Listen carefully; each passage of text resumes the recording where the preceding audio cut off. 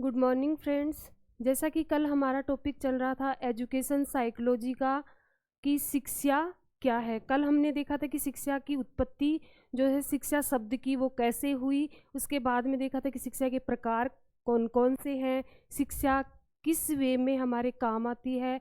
उसके बाद में हमने देखा था कि शिक्षा की डेफिनेशन जो अलग अलग मनोवैज्ञानिकों ने अपने अपने अकॉर्डिंग अलग अलग वे में दी है। उसी का नेक्स्ट जो एक पार्ट है वो है कि शिक्षा का जो स्वरूप है वो प्राचीन काल में तो कैसा था और वर्तमान में उसमें क्या क्या चेंज हुए हैं।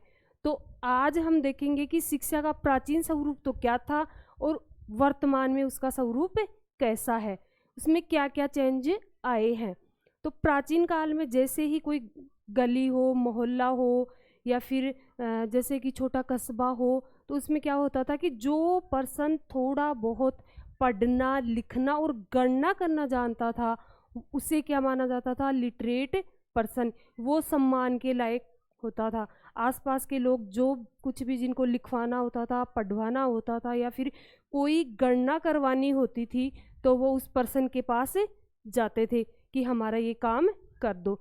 तो कहने का मतलब ये है कि प्राचीन स्वरूप था शिक्षा का, उसमें पढ़ना लिखना और गणना करना यहाँ तक ही सीमित था कि पढ़ना हो गया, लिखना हो गया और गणना करना, यही क्या हो गया, शिक्षा हो गई। तो हम देखते हैं कि शिक्षा का प्राचीन स्वरूप जो है वो कैसा था। तो हेडिंग है अपनी शिक्षा का प्राचीन स्वरूप।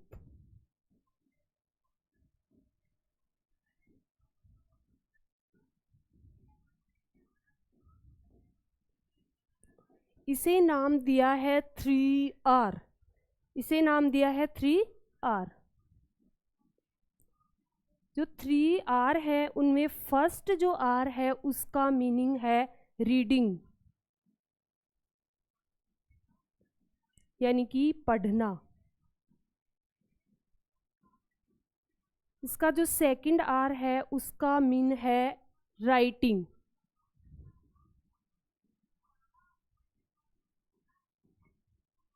यानी कि लिखना। एंड जो थर्ड R है उसका मीन है अर्थमेटिक,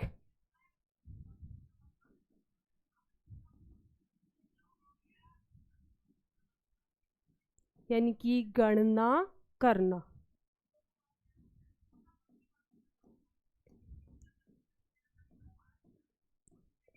तो ये देखो कि प्रेजेंट टाइम में जो एजुकेशन है क्या वो यहाँ तक सीमित है?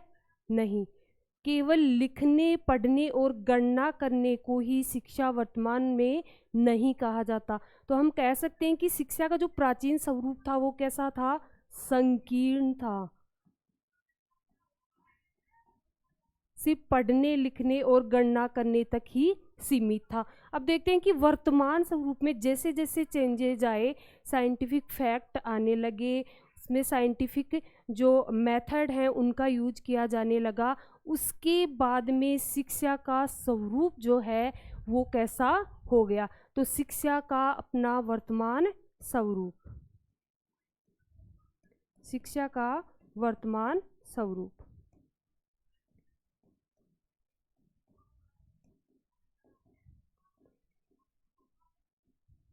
जैसे शिक्षा के प्राचीन स्वरूप को नाम दिया गया है 3R, वैसे ही शिक्षा के वर्तमान स्वरूप को नाम दिया है 4H।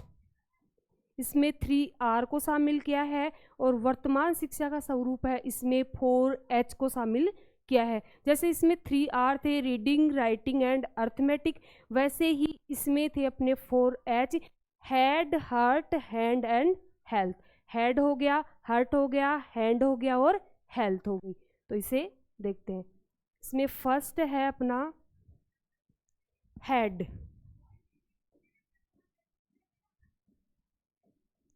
इसका मीनिंग अब यहाँ पे हेड यानी सिर होता है ना, तो सिर से लेंगे मानसिक विकास, मेंटल डेवलपमेंट, मानसिक विकास।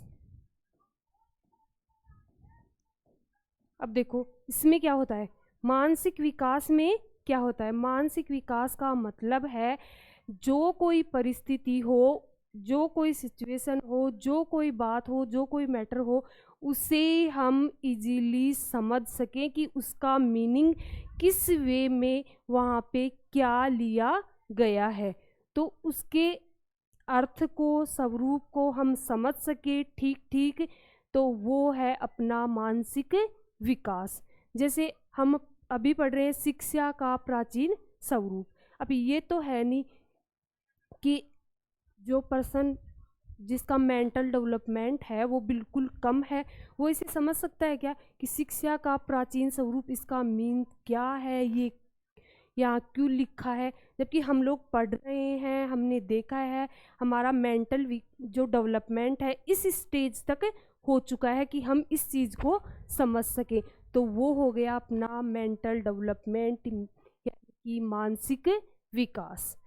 अब नेक्स्ट देखते हैं इसमें सेकंड।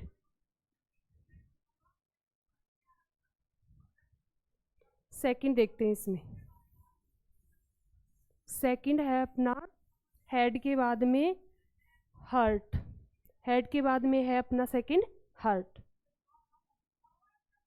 फर्स्ट हो गया अपना हेड, सेकंड है अपना हार्ट। जैसे हेड का मीनिंग लिया आपने मानसिक विकास, वैसे ही हार्ट से लेंगे भावात्मक विकास।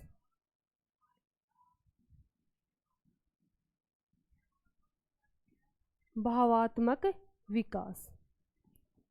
अब ये देखो कि भावात्मक विकास क्या होता है, जिसको इमोशंस नाम सुना है ना आपने, वो भावनाओं में बह गया। इसका मतलब ये नहीं है कि वो पर्सन जो है बहुत ज़्यादा इमोशनल है, किसी का दुख सुन के वो रोने लग जाता है, कहीं कुछ कर नहीं सकता। इसका मीनिंग जो है ये यहाँ ये नहीं है। भावात्मक विकास का मतलब ये है, इमोशनल डेवलपमेंट का मतलब ये है कि किस सिचुएशन में हमें कौन सा संवेग प्रकट करना है। जैसे देखो कोई दुख भरी बात हो, मान लो किसी की डेथ हो गई, वहाँ जाके कोई पर्सन हंसने लग जाए, जोर जोर से डांस करने लग जाए, तो वो उचित संवेग का प्रदर्शन वहाँ पे नहीं कर रहा है। इसका मतलब ये है कि जैसे कोई दुख की बात है तो दुख वाला संवेग उत्पन्न करे, खुशी की बात है तो खुशी वाला संवेग उत्पन्न करे। तो ऐसे ही भावात्मक विकास का मतलब है जिस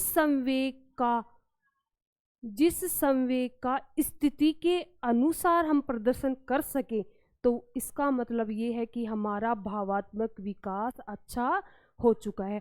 तो वर्तमान जो एजुकेशन है उसमें यही है कि एक तो मानसिक विकास होना चाहिए, यानी कि अगले पर्सन को उस फैक्ट के बारे में सही सही अनुमान लगाने की योग्यता जो है उसमें आ जानी चाहिए, उसको समझ में आ जाना चाहिए कि ये क्यों है, कैसे है और इससे क्या होगा।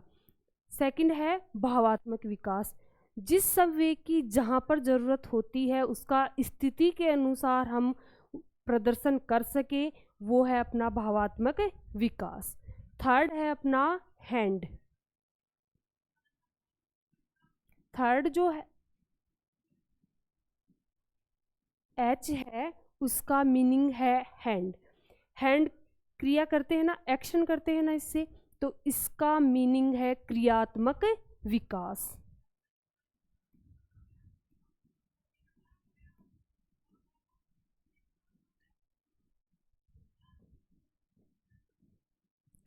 जैसे राइटिंग स्किल्स हो गई, ड्राइंग वगैरह बनाना हो गया, तो ये सारे जब विकसित हो जाते हैं किसी पर्सन में, वो हो गया क्रियात्मक विकास। और जो अपनी प्रेजेंट टाइम की एजुकेशन है उसमें क्रियात्मक विकास को भी उतना ही महत्व दिया जाता है जितना मानसिक विकास, भावात्मक विकास को दिया जाता है। अब अपना फोर्थ जो है वो है हेल्थ, जिसे बोलेंगे शारीरिक विकास। शारीरिक विकास का मतलब यहाँ पे है सर्वांगीण विकास। जब ये तीनों डेवलपमेंट पर किसी पर्सन में हो जाएंगे, प्लस वो हेल्दी भी होगा, तो ये सारे मिलके एक सर्वांगीण विकास का निर्माण करेंगे। ये कहा जाता है ना कि शिक्षा का लक्ष्य क्या है, बालक या पर्सन का सर्वांगीण विकास करना। तो ये सारे मिलके होंगे अपने सर्वांगीण विकास।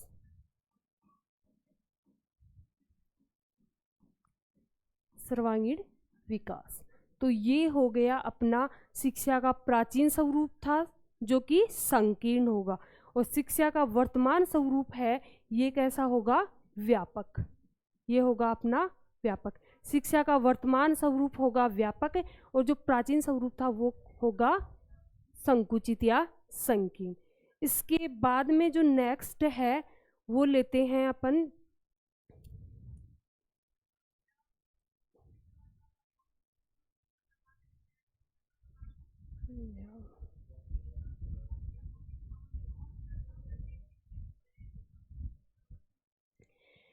जैसे हमने देख लिया शिक्षा की विशेषता देख ली, प्रकार देख लिए, डेफिनेशन देख ली, स्वरूप देख लिया कि प्राचीन स्वरूप कैसा था, वर्तमान स्वरूप कैसा। इसके बाद में देखते हैं कि इन सब में जो हमने शुरू से अब तक पढ़ा है उससे शिक्षा की क्या क्या विशेषताएं सामने आती है।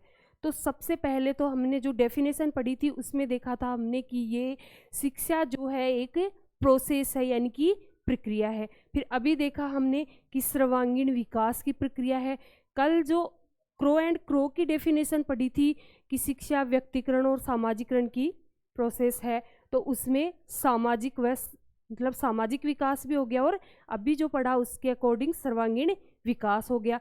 फिर हमने देखा था कि शिक्षा के स्वरूप औपचारिक भी हो सकते हैं और अनौपचारिक भी। फिर देखो शिक्षा आदर्शात्मक होगी और मूल्यात्मक होगी। आदर्शात्मक और मूल्यात्मक का क्या मीनिंग है, मतलब एजुकेशन जो होगी, जो भी एजुकेशन होगी, जो भी हम सीखेंगे उसका अपना एक मूल्य होगा, यानी कि उसका अपना एक महत्व होगा। तो अब देखते हैं नेक्स्ट हेडिंग, शिक्षा की विशेषताएं। शिक्षा की विशेषताएं।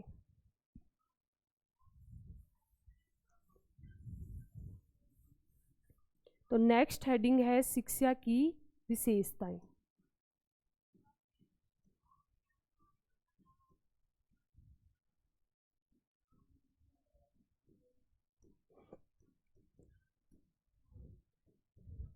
फर्स्ट हो गया इसमें शिक्षा जीवन पर्यंत चलने वाली प्रक्रिया है।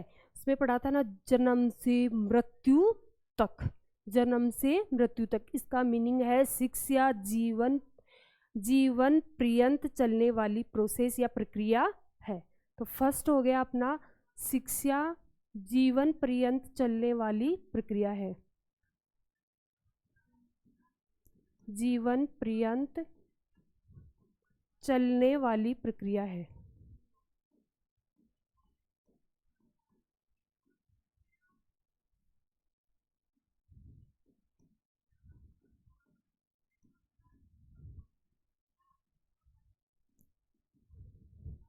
फिर सेकंड देखो, शिक्षा जो है सामाजिक व सर्वांगीण विकास की प्रक्रिया है।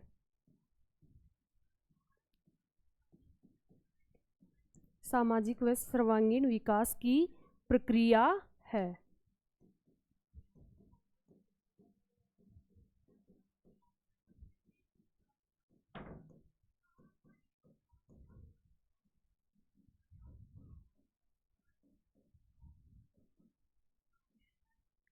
फिर अपना थर्ड है शिक्षा औपचारिक व अनौपचारिक दोनों रूपों में हो सकती है।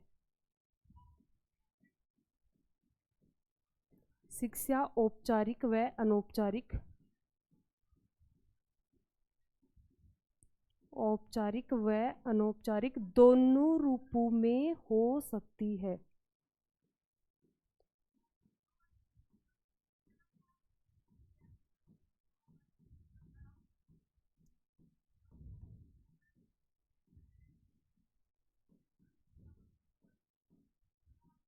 कल हमने देखा था कि शिक्षा जो है निश्चित समय व निश्चित स्थान पर भी हो सकती है, साथ ही शिक्षा जो है कहीं पे भी प्राप्त की जा सकती है। जैसे दूरस्थ शिक्षा भी हमने पढ़ा था, प्लस परिवार में, घर में, समाज में वो सब जो सीखते हैं वो भी एक शिक्षा का स्वरूप होता है। फिर फोर्थ जो है, अभी हमने देखा कि जो शिक्षा हमने पाई है या जो कुछ हमने सीखा है उसका अपना एक मूल्य या महत्व होता है। तो शिक्षा जो है आदर्शात्मक या मूल्यात्मक है या होती है। फोर्थ हो गया, शिक्षा आदर्शात्मक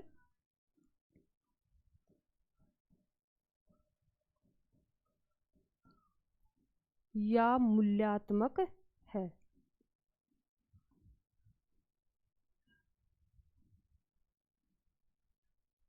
तो यहाँ तक सबके समझ में आ गया होगा कि शिक्षा की विशेषताएं क्या है। शिक्षा जीवन पर्यंत चलने वाली प्रक्रिया है, शिक्षा सामाजिक व सर्वांगीण विकास की प्रक्रिया है, और शिक्षा जो है औपचारिक और अनौपचारिक दोनों रूपों में हो सकती है। फोर्थ है, शिक्षा आदर्शात्मक या मूल्यात्मक है।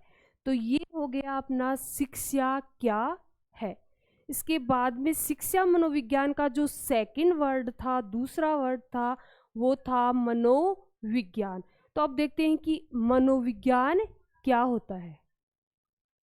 तो नेक्स्ट हेडिंग है अपनी शिक्षा मनोविज्ञान का सेकंड वर्ड मनोविज्ञान।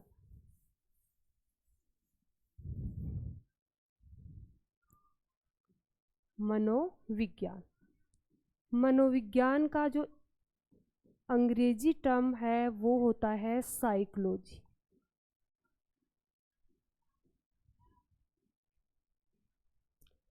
मनोविज्ञान का अंग्रेजी जो टर्म है वो होता है अपना साइकोलॉजी।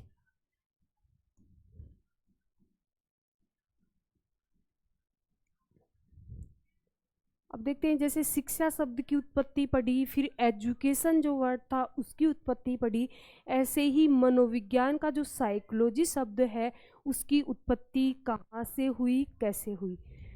तो इसकी उत्पत्ति हुई है ग्रीक भाषा के साइकी प्लस लोगोस वर्ड से।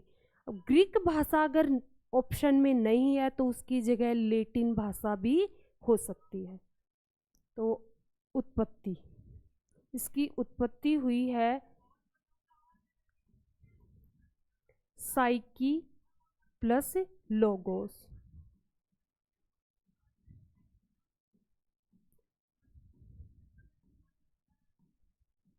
प्लस लोगोस, और ये लैंग्वेज मतलब किस लैंग्वेज का वर्ड है, ग्रीक लैंग्वेज का, ग्रीक भाषा का। और यहीं पे नोट कर सकते हो आप, ग्रीक ना होने पर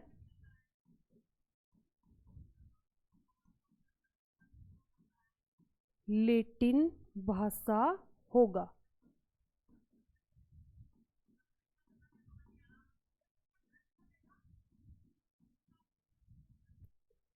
तो साइकोलॉजी शब्द की उत्पत्ति ग्रीक भाषा के साइकी प्लस लोगोस वर्ड से हुई है। अब इनमें देखते हैं कि साइकी का मीनिंग क्या है और लोगोस का मीनिंग क्या है। साइकी का मीनिंग है शॉल या आत्मा,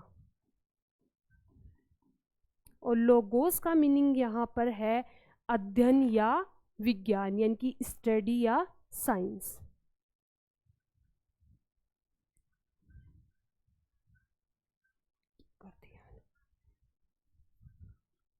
लोगोस की का मीनिंग होगा अपना स्टडी या साइंस,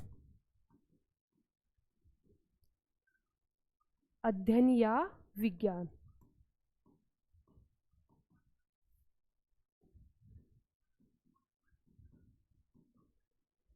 जैसे ही इन दोनों वर्ड्स को मिलाते हैं तो अपना जो साइकोलॉजी पूरा वर्ड है उसका मीनिंग निकल के आया अपने पास, आत्मा का अध्ययन या आत्मा का विज्ञान। आत्मा का अध्ययन या आत्मा का विज्ञान।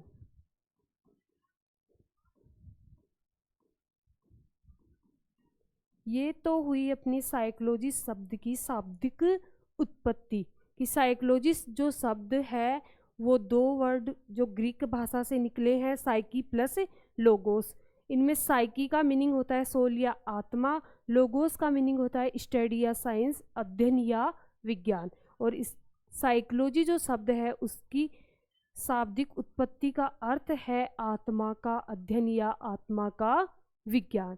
इसके बाद में देखते हैं कि साइकोलॉजी जो शब्द है उसकी उत्पत्ति तो होगी, लेकिन इसका प्रयोग जो है सर्वप्रथम किसने किया? तो साइकोलॉजी जो शब्द है उसका प्रयोग किया था रूडोल्फ गोयकले ने। कि कब किया था? 1950 में।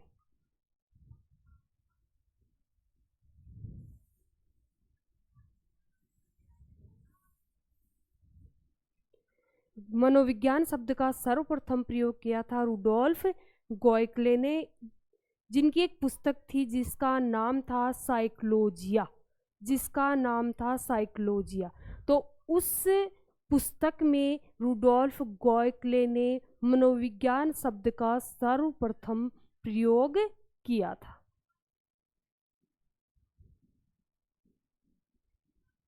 मनोविज्ञान शब्द का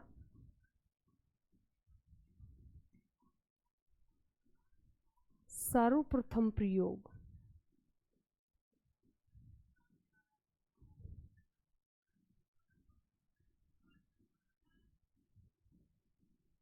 रूडोल्फ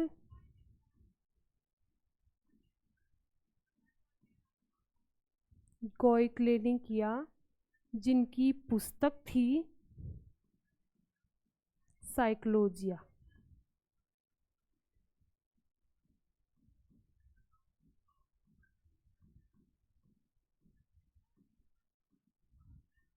अभी जो पढ़ रहे हैं वो सारे फैक्ट हैं, तो इनको समझने या समझाने जैसा कुछ है नहीं, इनको सिर्फ हमें याद करना पड़ेगा। तो मनोविज्ञान शब्द का सर्वप्रथम प्रयोग किया रूडोल्फ गोयकले ने, जिनकी पुस्तक थी साइकोलॉजिया। अब देखते हैं कि मनोविज्ञान के आदि जनक किनको माना गया है। तो मनोविज्ञान के आदि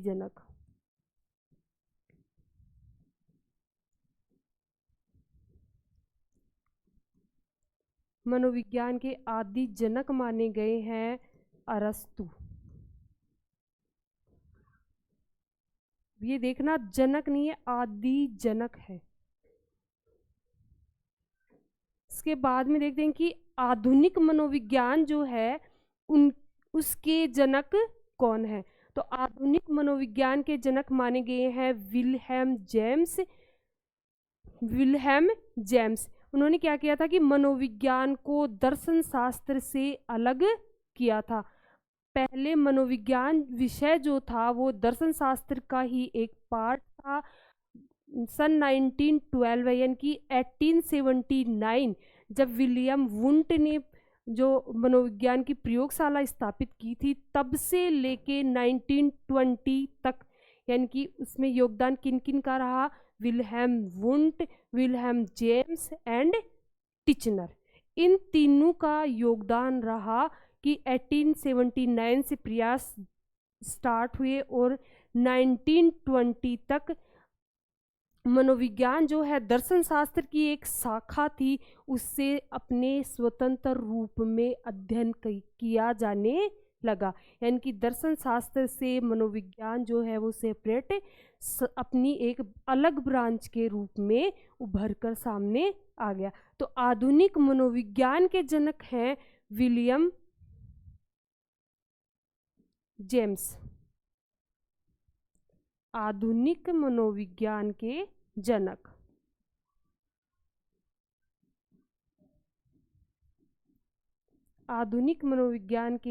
हैं विलियम जेम्स। अब ये देखो कि कहीं कहीं पे तो आपको लिखा हुआ मिल सकता है विलियम जेम्स, कहीं कहीं पे विल्हेम जेम्स भी लिखा हुआ मिल सकता है। ये दोनों एक ही हैं। अंग्रेजी स्पेलिंग जो है उसको हिंदी में ट्रांसलेट किया गया, तो कुछ लोगों ने तो उसे विलियम कर दिया, कुछ लोगों ने उसे विल्हेम कर दिया, बाकी ये दोनों एक ही हैं। तो ये लिख लो आप, विलियम या विल्हेम जेम्स।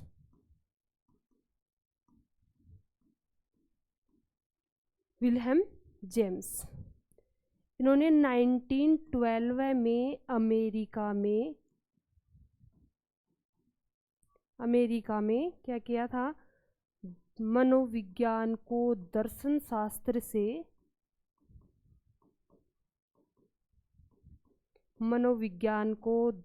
शास्त्र से अलग किया।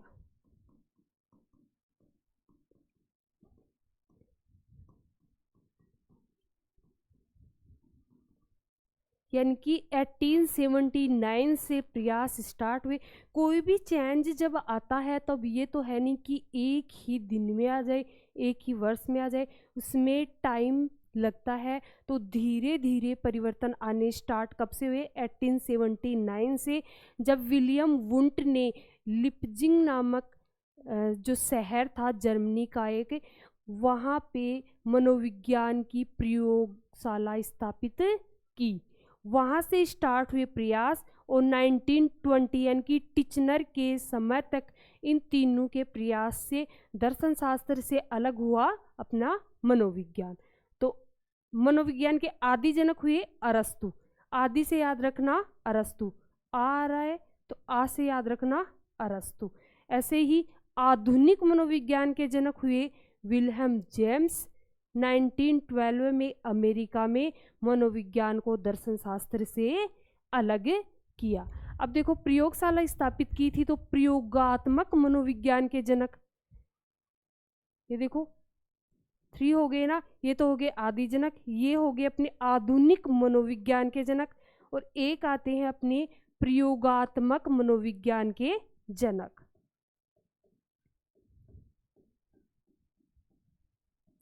प्रयोगात्मक मनोविज्ञान के जनक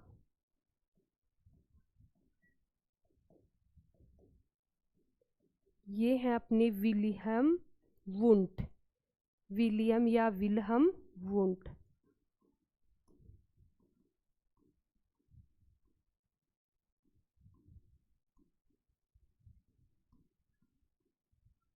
इनका योगदान देख लो, 1879 में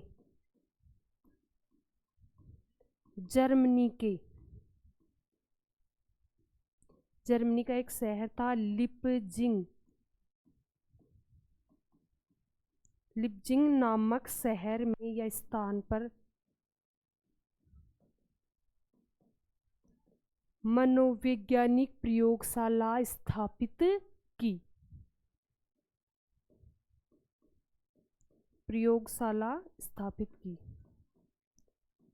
इसलिए इनको कहा गया प्रयोगात्मक मनोविज्ञान के जनक, स्थापित की। यहाँ तक क्लियर है। मनोविज्ञान शब्द का सर्वप्रथम प्रयोग किया था रुडोल्फ गोयकले ने।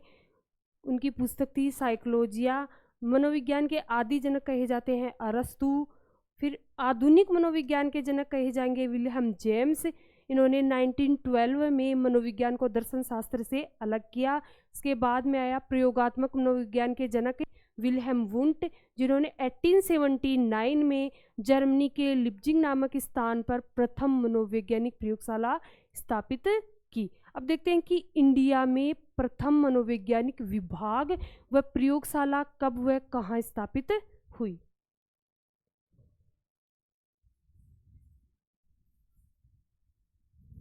भारत में प्रथम मनोवैज्ञानिक विभाग और प्रयोगशाला कब स्थापित हुई, तो अपनी हेडिंग है भारत में प्रथम मनोवैज्ञानिक विभाग व प्रयोगशाला।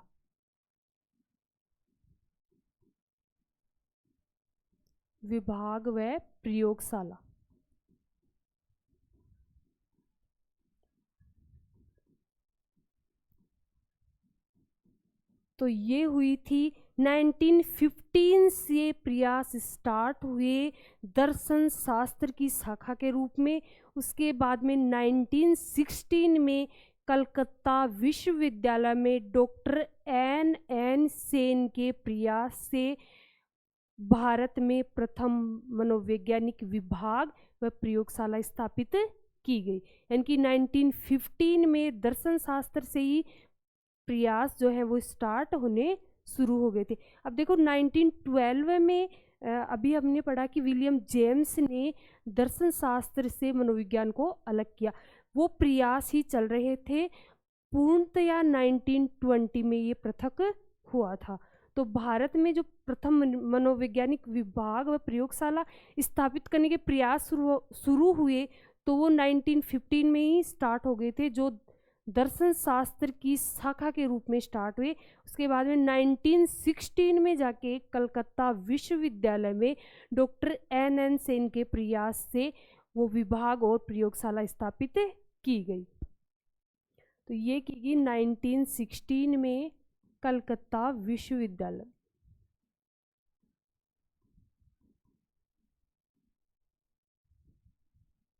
कलकत्ता विश्वविद्यालय में डॉक्टर एन सेन, नरेंद्र नाथ सेन, इसकी स्थापना की। चाहो तो लिख सकते हो कि 1915 से प्रयास शुरू।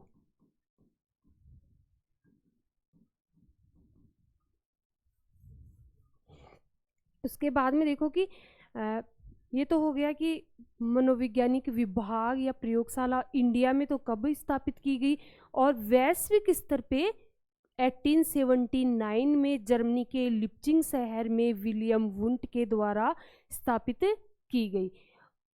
फिर देखते हैं कि प्रथम जो है शिक्षाविद कौन है। जैसे हमने पढ़ा था कि शिक्षा क्या थी, और ऐसे ही मनोविज्ञान में फिर शिक्षा जो वर्ड है वो ऐड होके एक नई ब्रांच बनी, शिक्षा मनोविज्ञान। तो ऐसे ही शिक्षाविद जो है प्रथम कौन माने जाते हैं, तो प्रथम शिक्षाविद है जॉन डीवी माने जाते हैं। साइकोलॉजी में जॉन डीवी का बहुत महत्वपूर्ण योगदान हम लोग पढ़ते हैं, लेकिन ये मनोवैज्ञानिक ना होके इनको कहा जाता है शिक्षाविद। तो प्रथम जो शिक्षाविद माने गए हैं वो है अपने जॉन डीवी, तो प्रथम शिक्षाविद। कई बार ये छोटे छोटे दिखने वाले क्वेश्चन पूछ लिए जाते हैं और हमारे माइंड में ये नहीं होते, तो इन छोटी छोटी बातों को भी अपने को ध्यान में रखना जरूरी है। तो प्रथम शिक्षाविद कौन माने गए, जॉन डीवी।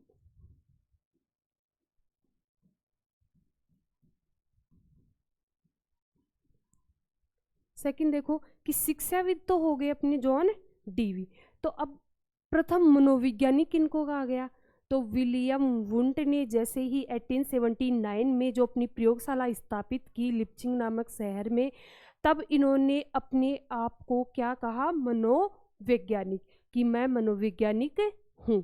तो प्रथम मनोवैज्ञानिक माना गया है विलियम वुंट को। प्रथम मनोवैज्ञानिक हो गए विलियम वुंट।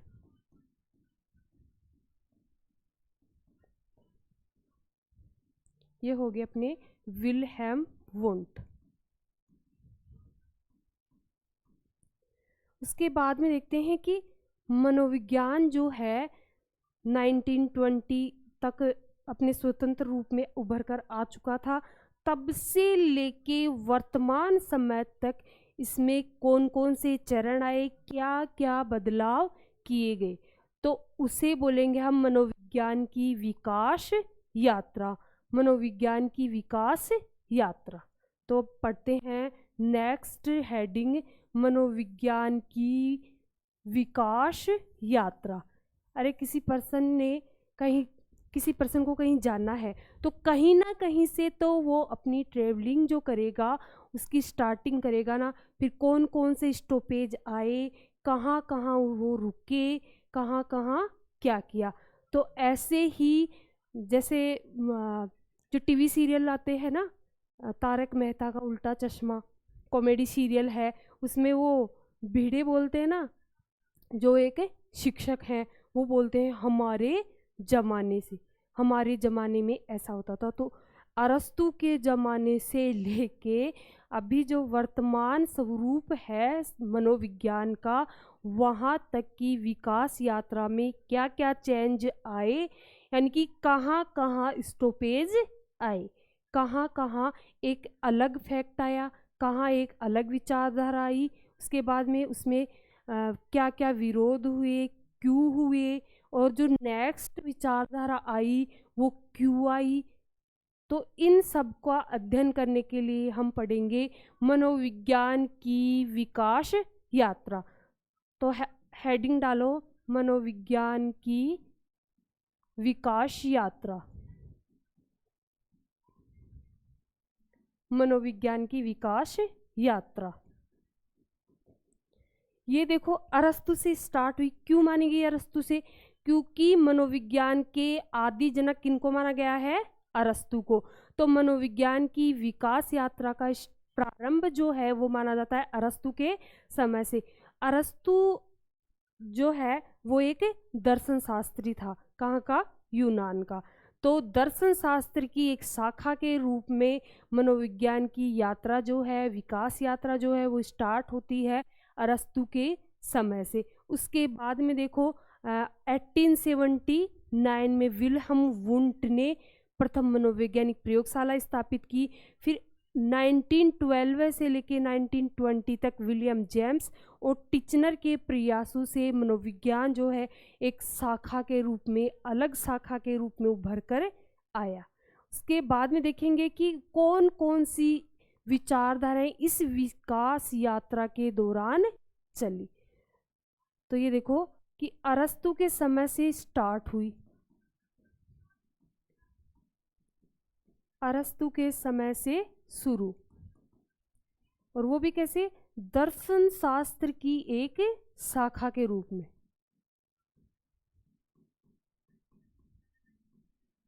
दर्शन शास्त्र की एक शाखा के रूप में स्टार्ट हो।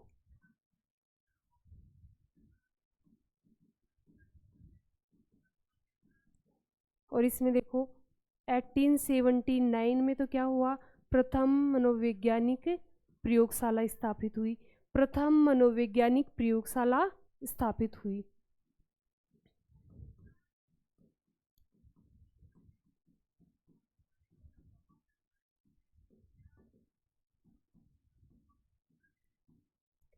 उसके बाद ये किसने की? विल्हेम वुंट ने, जिनको प्रयोगात्मक मनोविज्ञान का जनक भी कहा जाता है। इसके बाद में विलियम जेम्स, जिनको आधुनिक मनोविज्ञान का जनक माना गया है।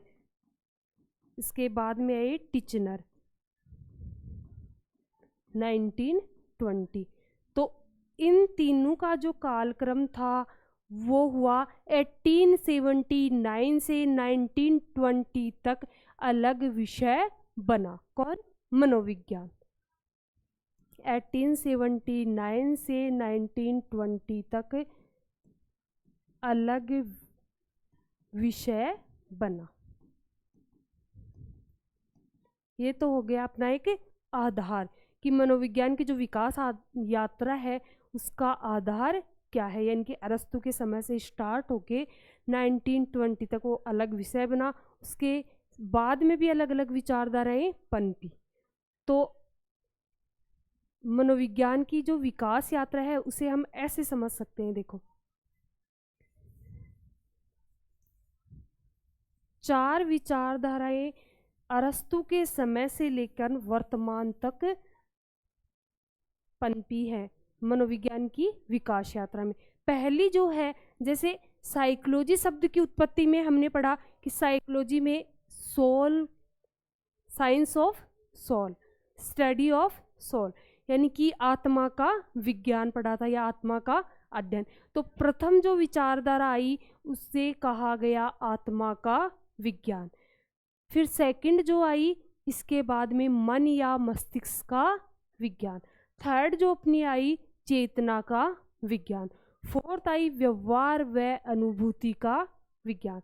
तो हम इसे समझ सकते हैं मनोविज्ञान की विकास यात्रा।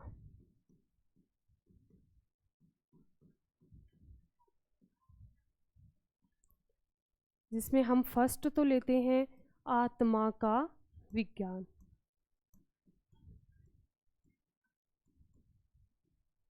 इसका जो टाइम था, समय था, वो था 16वीं शताब्दी, 16th सेंचुरी।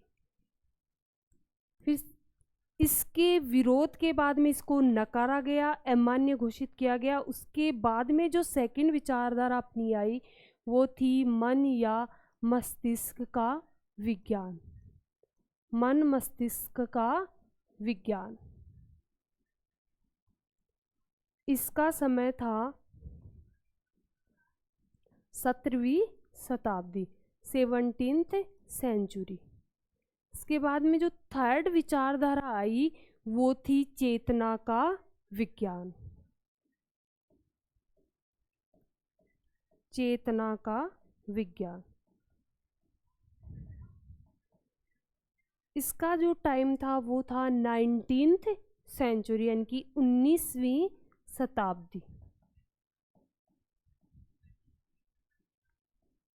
19वीं शताब्दी के बाद में फोर्थ आई व्यवहार व अनुभूति का विज्ञान।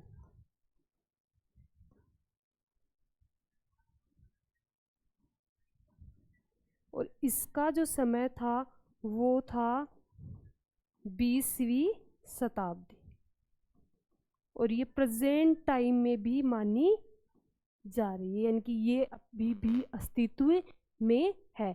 तो मोटे तौर पे हम समझ सकते हैं कि मनोविज्ञान की विकास यात्रा के 4 चरण थे। पहला था आत्मा का विज्ञान, दूसरा था मन मस्तिष्क का विज्ञान, तीसरा था चेतना का विज्ञान, और अपना चौथा था व्यवहार व अनुभूति का विज्ञान। अब देखते हैं इनको सबको अलग अलग, कि आत्मा का विज्ञान जो है वो कैसे माना गया, कौन कौन इसके समर्थक थे, टाइम क्या था, मान्य विचार क्या था, और विरोध इसका कैसे हुआ, किस आधार पे इसका विरोध किया गया। तो नेक्स्ट हेडिंग डाल लो आप, आत्मा का विज्ञान। मनोविज्ञान जो है वो क्या माना गया, आत्मा का विज्ञान। तो फर्स्ट हेडिंग डाल लो आप, मनोविज्ञान आत्मा का विज्ञान।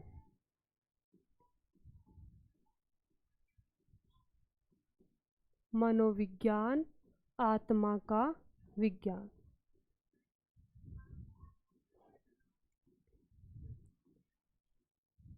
Psychology science of soul, psychology science of soul. अब इसके समर्थक कौन कौन हुए हैं,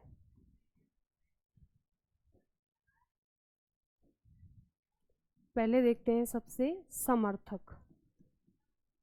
तो मनोविज्ञान जो है उसकी स्टार्टिंग मानी जाती है दर्शन शास्त्र की शाखा के रूप में प्लेटो, अरस्तु, इनके समय से। तो जाहिर सी बात है कि उस समय जो विचारधारा पनपी, जिनके विचारों से प्रभावित हुई, वही क्या होंगे, उसके समर्थक होंगे। तो आत्मा के विज्ञान के रूप में जो इसके समर्थक थे या समर्थन करने वाले थे वो कौन कौन हुए, प्लेटो, अरस्तु एंड डेकार्ते। इसको डेकार्ते भी बोलते हैं और देकार्ते भी बोलते हैं आदि। ये थे मनोविज्ञान आत्मा का विज्ञान कहने वाले इसके समर्थक, यानी कि इस विचारधारा के समर्थक हुए प्लेटो, अरस्तु एंड डेकार्ते। अब देखते हैं कि इसका समय क्या था, यानी कि टाइम पीरियड क्या था। तो वो था 16वीं शताब्दी। अब देखते हैं कि इसमें जो मान्य विचार था वो क्या था। तो नेक्स्ट हेडिंग है अपनी मान्य विचार। अब जैसे कि हेडिंग से ही पता चल रहा है कि मनोविज्ञान को क्या कहा गया, आत्मा का विज्ञान। तो इसका जो मान्य विचार होगा वो होगा कि ये मनोविज्ञान जो है आत्मा का अध्ययन करता है, आत्मा का अध्ययन करता है।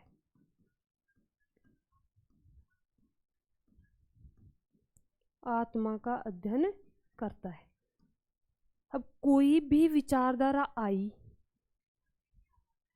उस समय के अकॉर्डिंग तो उसे स्वीकारा गया, लेकिन जैसे जैसे विज्ञान का विकास होता गया, जैसे जैसे साइंटिफिक फैक्ट्स सामने आने लगे, उन मेथड्स का यूज किया जाने लगा, वैसे वैसे उसका विरोध किया जाने लगा कि ये नहीं, इसमें ये होता है।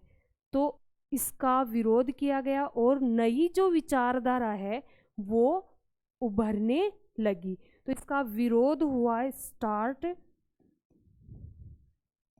विरोध हुआ 16वीं शताब्दी के अंत में। इसका विरोध जो है वो होना स्टार्ट हो गया। तो 16वीं शताब्दी के अंत,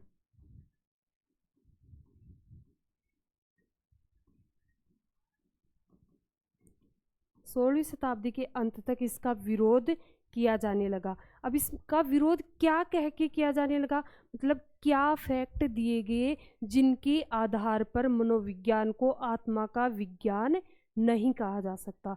तो वो देखो, इसमें कहा गया कि आत्मा जो है उसकी ना तो प्रकृति का पता है, ना ही आत्मा को डिफाइन किया जा सकता है, यानी कि आत्मा की कोई स्पष्ट परिभाषा नहीं दी जा सकती। क्या इसका स्वरूप है, क्या किसी ने आत्मा को देखा है जो बता सके कि इसका स्वरूप कैसा है? यानी कि जो इसके समर्थक थे उनसे पूछा गया कि आपने इसका स्वरूप देखा है, आत्मा का स्वरूप है कैसा होता है, कैसा इसका रंग रूप होता है, कैसी इसकी शेप यानी कि आकार कैसा होता है, कैसी इसकी स्थिति होती है, और आत्मा को जो अध्ययन करने वाली विधि है वो कौन कौन सी है, आप उनको स्पष्ट करके बताओ।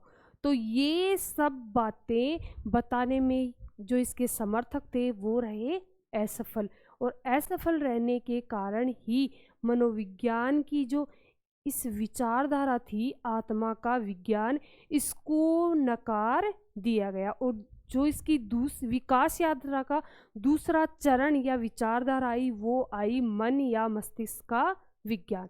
तो ये देखो कि आत्मा की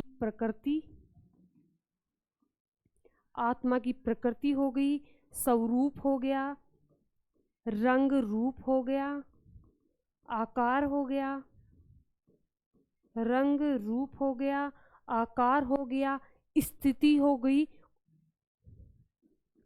हो गई, और आत्मा का अध्ययन करने वाली विधि जो है उनको स्पष्ट करने में असफल रहे। और आत्मा का अध्ययन करने वाली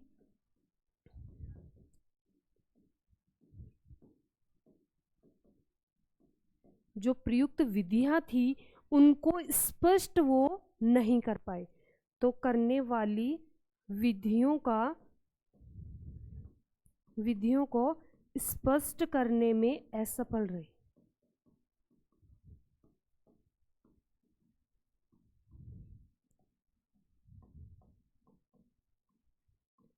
वो असफल रहे और मनोविज्ञान की जो एक विचारधारा पनपी थी आत्मा के विज्ञान के रूप में, उसका अंत हो गया।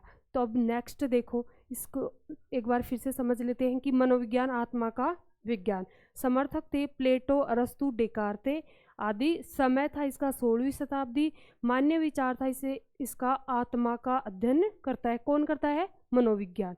और ये इस समय याद रखना कि ये मनोविज्ञान जो है अलग विषय नहीं बना था, दर्शन शास्त्र की एक शाखा के रूप में ही इसका अध्ययन किया जाता था। यानी कि मनोविज्ञान जो है अब तक दर्शन शास्त्र के रूप में ही पढ़ा जा रहा था। कब तक? ये जो विचारधारा चल रही थी आत्मा का विज्ञान तक। फिर देखो, मान्य विचार हो गया आत्मा का अध्ययन करता है। विरोध हुआ इसका 16वीं शताब्दी के अंत तक, और इसमें क्या कह के विरोध किया गया कि आत्मा की प्रकृति, स्वरूप, रंग रूप, आकार, स्थिति और आत्मा का अध्ययन करने वाली जो विधियां हैं वो आप स्पष्ट करके बताओ। तो वो स्पष्ट करने में असफल रहे जो इसके समर्थक थे, और इस विचारधारा का अंत हो गया। फिर नेक्स्ट जो है वो आई अपनी मनोविज्ञान, मन मस्तिष्क का विज्ञान।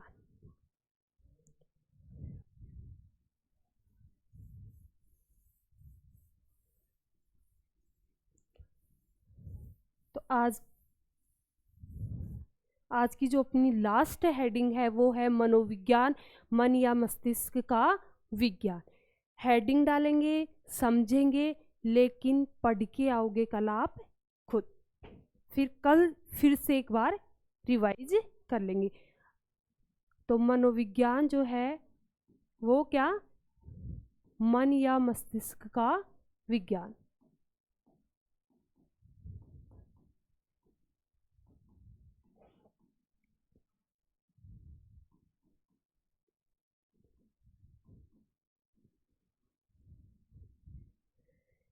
Psychology, science of mind.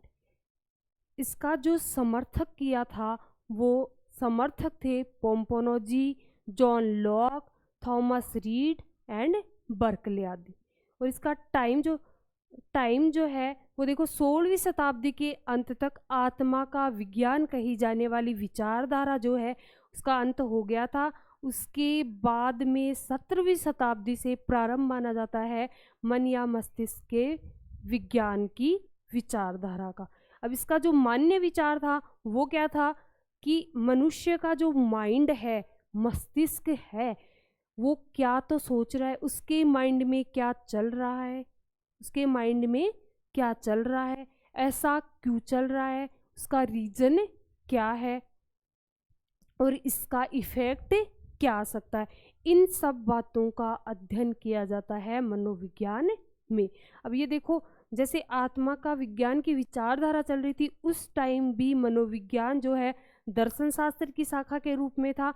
और जो अपनी सेकंड विचारधारा आई मनोविज्ञान की विकास यात्रा में मन या मस्तिष्क का विज्ञान, तो उस समय भी ये मनोविज्ञान जो है अपना दर्शन शास्त्र की शाखा के रूप में ही पढ़ा जा रहा था। यानी कि मनोविज्ञान का स्वतंत्र अस्तित्व अब तक नहीं आया था।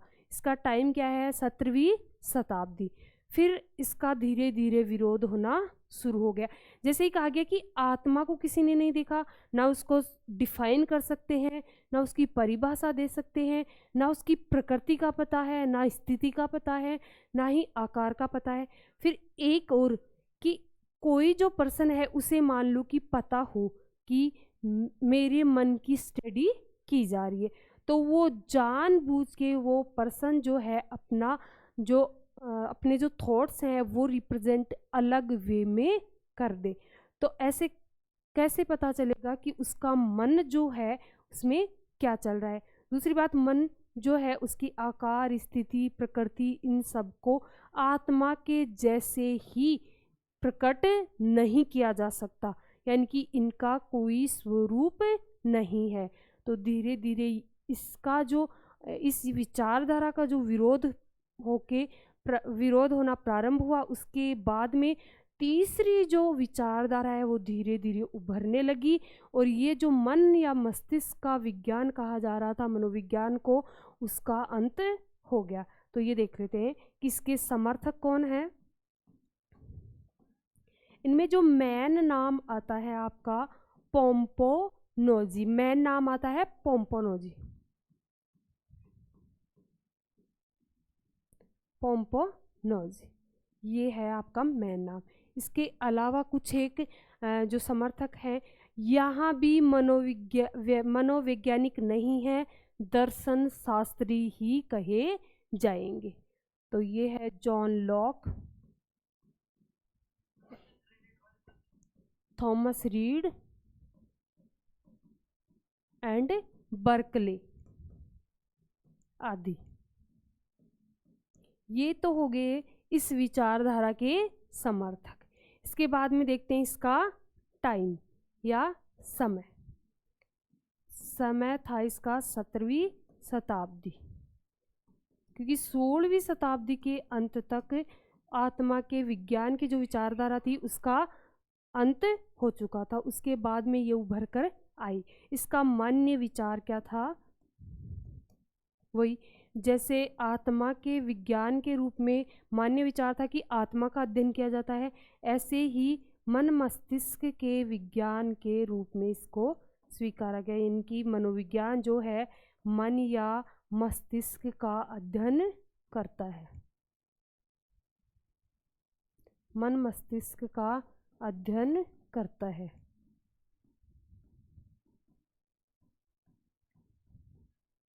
और इसका विरोध किया गया, वो किया गया जैसे आत्मा का खंडन किया गया, वैसे ही मन मस्तिष्क का भी खंडन किया गया कि इसका स्वरूप, आकार, रंग रूप, स्थिति या इसकी जो परिभाषा है वो स्पष्ट नहीं कर सकते। तो विरोध हुआ इसका, आत्मा की तरह ही मन का स्वतंत्र स्वरूप,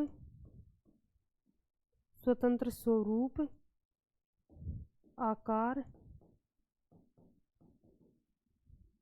आदि स्पष्ट नहीं किए जा सकते।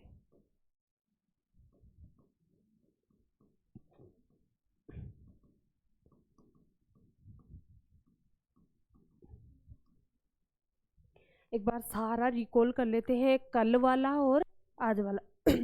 देखो, शिक्षा मनोविज्ञान दो शब्दों से मिलकर बना है, शिक्षा प्लस मनोविज्ञान। शिक्षा मनोविज्ञान दो अलग अलग शब्द हैं, शिक्षा प्लस मनोविज्ञान। और शिक्षा मनोविज्ञान जो है मनोविज्ञान की एक शाखा है। शिक्षा मनोविज्ञान को पढ़ने से पहले इसके जो दो टर्म हैं, दो वर्ड हैं, शिक्षा और मनोविज्ञान, पहले उनको जानेंगे। तो शिक्षा शब्द की उत्पत्ति संस्कृत की शिक्ष धातु से हुई है, जिसका मीनिंग होता है सीखना, जिसका मीनिंग होता है सीखना। शिक्षा जो है वो तीन प्रकार की होती है, औपचारिक, अनौपचारिक और निरौपचारिक। शिक्षा जो है तीन प्रकार की हुई, औपचारिक, अनौपचारिक और निरौपचारिक। अब देखते हैं कि शिक्षा के जो तत्व हैं वो होते हैं तीन, छात्र हो गया, शिक्षक हो गया, छात्र हो गया और पाठ्यक्रम हो गया। अब जॉन डीवी थे, उन्होंने भी त्रिध्रुवीय बताया, शिक्षक हो गए, छात्र हो गए और पाठ्यक्रम। लेकिन जॉन एडम्स जो है इन्होंने बताया द्विध्रुवीय। इन्होंने कहा कि शिक्षक और छात्र जो है वो इसके तत्व होते हैं। फिर देखा हमने कि शिक्षा जो है इसका संकुचित अर्थ तो क्या है कि जो अपनी शिक्षा है वो एक निश्चित स्थान और समय में औपचारिक रूप से दी जाए। लेकिन शिक्षा का व्यापक अर्थ क्या है, जिसमें औपचारिक, अनौपचारिक और निरौपचारिक तीनों शामिल हो जाए, वो अपना शिक्षा का व्यापक स्वरूप। फिर कुछ डेफिनेशन देखी थी। सबसे पहली देखी क्रो एंड क्रो के अनुसार। क्रो ने कहा था कि समाज में एक पेड़ है और उस पे कौन बैठा है, कौवा, और व्यक्ति को देख के काँव काँव कर रहा है। सेकंड देखो महात्मा गांधी। महात्मा जी कहते हैं, हे बालक, हे मनुष्य, आपका शरीर, मस्तिष्क और आत्मा। फिर थर्ड देखी हमने स्वामी विवेकानंद।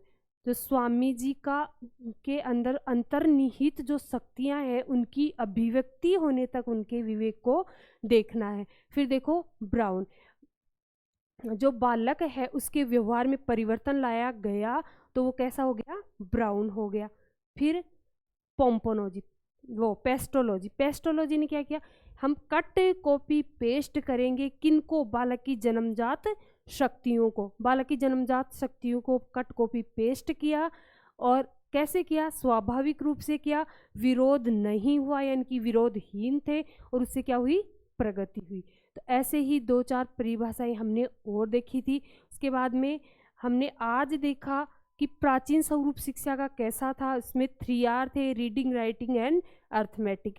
फिर जो वर्तमान शिक्षा का स्वरूप है उसमें 4H की अवधारणा को माना गया है, head, heart, hand and health.